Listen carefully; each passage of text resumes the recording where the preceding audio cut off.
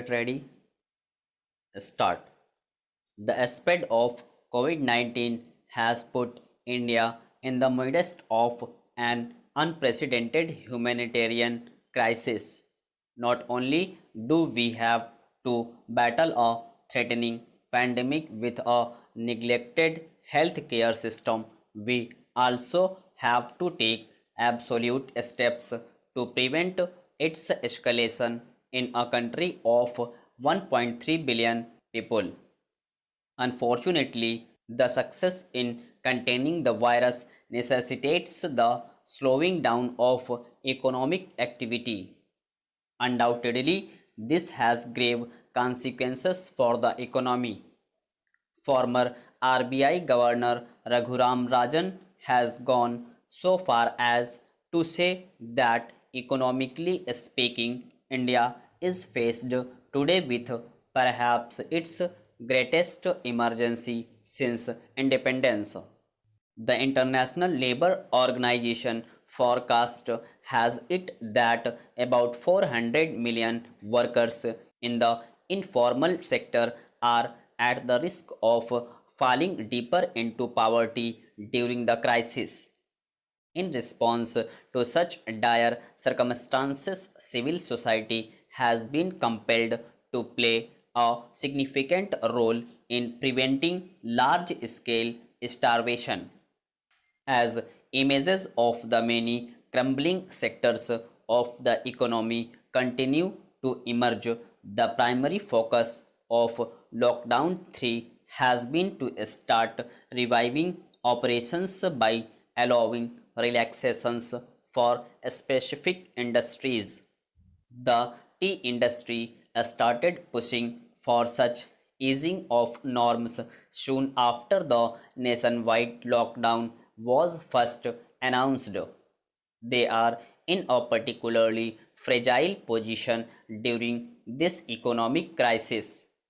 The industry is not only trying to stay afloat in the midst of an economically tumultuous time, the lockdown also started right in the peak plucking season, which has adversely impacted production and import. As an immediate solution to keeping up with global market demands, the Indian Tea Association had written to the state government on April 4 stating their wish for the resumption of normal operations in tea gardens while adhering to the prescribed safety and social distancing guidelines. On the basis of such requests, work resumed in some plantations with permission from a state administration as early as the 10th of April, and in the latest lockdown phase, tea industries and workers engaged are allowed to operate at all times.